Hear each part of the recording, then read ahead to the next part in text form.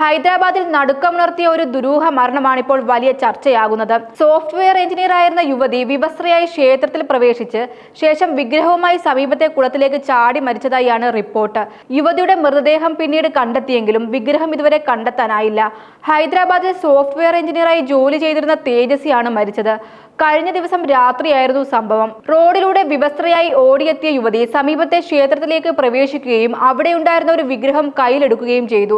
തുടർന്ന് ക്ഷേത്രത്തിന് സമീപമുള്ള കുളത്തിനരികിലേക്ക് നടന്നുപോയ യുവതി വിഗ്രഹവുമായി കുളത്തിലേക്ക് ചാടുകയായിരുന്നുവെന്നാണ് പ്രാഥമിക വിവരങ്ങൾ. സംഭവത്തെ തുടർന്ന് പോലീസ്, ഫയർഫോഴ്സ് എന്നിവരുടെ നേതൃത്വത്തിൽ വ്യാപകമായ തിരച്ചിൽ ആരംഭിച്ചു. മണിക്കൂറുകൾ നീണ്ട തെരച്ചിലിനൊടുവിൽ യുവതിയുടെ മൃതദേഹം കുളത്തിൽ നിന്ന് കണ്ടെത്തി. എന്നാൽ യുവതി കയ്യിൽ എടുത്തോണ്ട് പോയതായി പറയുന്ന വിഗ്രഹം ഇതുവരെ കണ്ടെത്താനായില്ല. വിഗ്രഹത്തിനായുള്ള തിരച്ചിൽ പ്രത്യേക സംഘങ്ങളുടെ നേതൃത്വത്തിൽ തുടരുകയാണെന്നാണ് പോലീസ് അറിയിച്ചത്. അതേസമയം യുവതിയുടെ മരണത്തിന് പിന്നിലെ കാരണം ഇതുവരെ വ്യക്തമല്ല.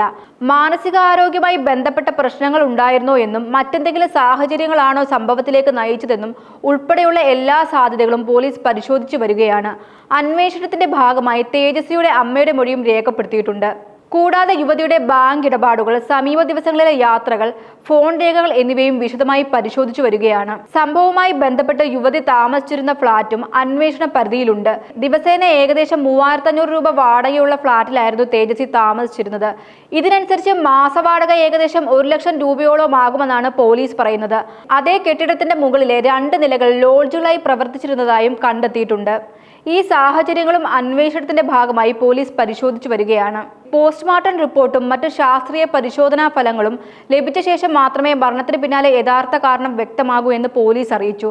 സംഭവത്തിൽ അന്വേഷണം പുരോഗമിക്കുകയാണ്.